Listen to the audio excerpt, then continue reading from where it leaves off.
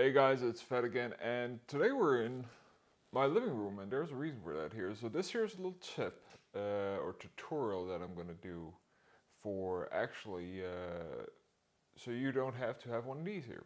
So this here is Elgato HD60S, a USB capturing device. And one of the reasons why I have this here is actually because I have multiple consoles that I sometimes stream or try to record some stuff from. So you can enjoy all the videos that I do every now and then. I know I'm a little bit late, but actually I'm streaming a lot right now, and that's why I'm actually doing this here. So if you do not want to spend $100 to $150 on something like this here, you can actually, you don't need it, especially for the PlayStation 4. What you can do is actually use a feature called Remote Play. So if you have a PC or a Mac and you have like a capture software installed on that, you can pretty much just use Remote Play and capture that, and then you're actually capturing your PlayStation, and then you can stream it without a problem, and you will actually get a lot better results because the capturing feature on PlayStation 4 is really great, but some games like Persona 5, which I'm streaming right now, doesn't allow you to record or stream it, especially after a specific date. And there's also some features like you want overlays and stuff like that. You can't do that. That's why we have capturing device. Hardcore streamers out there on Twitch and other platforms use capturing devices normally. I'm too lazy for that. I don't, and I think I have better results on it also. And I'm going to show you how to actually do this. So let's get to it. So the first thing you want to do is actually go into your PlayStation, and we're on my TV in my living room. You can see the PlayStation at the bottom, right around here, down there is the PlayStation actually. But anyways, the first thing you want to do to actually get your PlayStation set up for Remote Play is go into Settings, and there is actually Remote Play connection settings, and you need to enable this here. That's the first step, and now we're going to move over to the PC. So you've activated your PlayStation remote on your PlayStation 4. Now we need to go to your PC or Mac to actually get the software that you need and install it. So the first thing we're going to do is actually PlayStation remote, Google that, and hit it up, and you will be introduced to this here site. PC or Mac, the specs are at the bottom. Windows 10 or Windows 8 for PC. It is a small i5 processor, not that fast, really easy. It does not require a GPU, and that's why you can also put it on a Mac. You do need, of course, a PlayStation remote controller, a DualShock 4, and you can hook that up via wireless if you have that option, or you can actually go ahead and just use your included PlayStation 4 cable, micro USB cable, and hook that up to a PC and hook the controller up.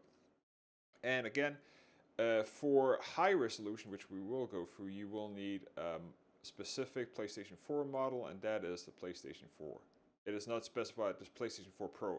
This here is actually the PlayStation 4 model. I don't know why they put that serial number in there, but again, that's the Pro. So again, you just hit download it. I already downloaded it, and it's just a 19 megabyte file. You need a firmware version update on it to make sure it works, make sure it's updated, and there are some caveats here. Please be aware that I recommend that that you again use a wire connection for your PlayStation. That means you do not have it over wireless. It will give better results and better frame rates over a wire connection. Get a 1 gigabit line and then hook it up to a switch. Here are the use of Remote Play. Turn on your PlayStation and make sure it is in rest mode, so make sure you're that. Again, there are many things easily displayed here. When it doesn't remote a speed connection, download speed is at least 5 megabits. That means if it's lower, we recommend wired internet connection, as I already specified. If you're using Wi-Fi connection, move the PlayStation 4 closer point, and all that stuff. So it does work over internet. I've never tested it, so But again, the goal here of this here video is to see how to record it. And let's get it installed. I already have it downloaded on my desktop. We're going to install it. It's so simple. It is next, accept the license. Just hook it up here. It doesn't require that much space. And there's that. Start it up. It will check for updates. And the next thing you will do is actually plug in your PlayStation 4 controller, or if it's wireless, pair it with your PC. But we can't do that in this here system. I just showed you how to actually just go ahead and install it. So we're going to switch over to something else. But before we do that, we're going to go into settings here. That's where you can change the defaults. The default is a standard 540p, which looks okay. Again, there are some caveats here. If it gives you video or audio skips, try something lower. For max resolution, you do need, as I said, the PlayStation 4 Pro for this here to work, or you will just go with the highest for a normal standard PlayStation Slim, 720p. You will, of course, also need a really good connection, wired connection recommended for high frame rate. You will also be able to use your keyboard, and of course you need to sign in with your PlayStation ID to make sure you can hook it up and all that. So, no further ado, let's test it out. So as you can see here, I am on my desktop right now on my primary PC, and I just am hooking up my PlayStation 4 controller via USB cable. I'm going to launch my PlayStation remote, and you can see already it's recognized that I have a controller, and I can just click the option button. As you can see right here from the settings, I have high settings because I have a Pro. I have everything connected over gigabit line, so everything works great. I can use the keyboard, and that's pretty much it. So let's hit option, or you can hit start. Really depends on what you like. And in a couple of seconds, because it's in rest mode, because it is already hooked up to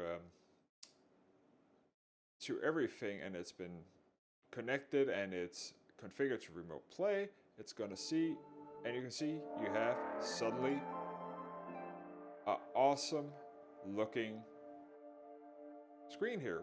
It can get a little bit grainy at sometimes, but you just do an easy thing here. But sound, everything is translated over, streamed directly, and now you can actually play your games because I'm using the controller right now. You can use this here is the keyboard that I'm using right now, up, down, so you can use both. Let's move the mouse out of the way. The bottom will disappear in a couple of seconds. There you go. And now you can see everything works. So that's how I actually stream my Persona 5, because I don't want to use my capture card. I don't want to remove my PlayStation 4 Pro right now just to capture that footage and play, and then move it back when I want to watch something on the big screen. For instance, when I watch Netflix and all that. You cannot stream Netflix over this here. It will block because it can see remote play is only made for playing games, so you cannot stream content over it, like movies, Amazon Prime, Vudu, and stuff like that. So be aware of that. But again, if it doesn't work for you, first thing you are going to do is check, and I showed you this before, remote play needs to be enabled on your system. It also needs to be your primary system.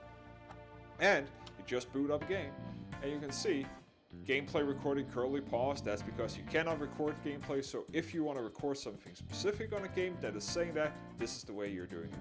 So yeah, that's how you do it, guys. It is so simple and awesome. So I really hope you like this video here. But before we close off it all, I'm just going to show you how to actually turn it off. Go to power, go to rest mode. It will take a couple seconds. And then it says lost connection. You click OK. You unplug your controller. And there we go. That's it. So simple. That's the easiest way to do it. It's cheap. It doesn't cost anything. You just need your PlayStation, just need your PC, and that's it. And if you want to record stuff, you can fill it. It's again, the higher the power you have on your PC, the better recordings you can do and the better streams you can do, but that's a whole nother thing. But if you just wanna do some easy streaming, there you go. Without hassle, without a capture card. So, thank you for watching. Hit me up on Twitter at Fettouhi. Hit that like button if you liked the video. Hit a subscribe button to keep updated with new videos. And until next time, bye.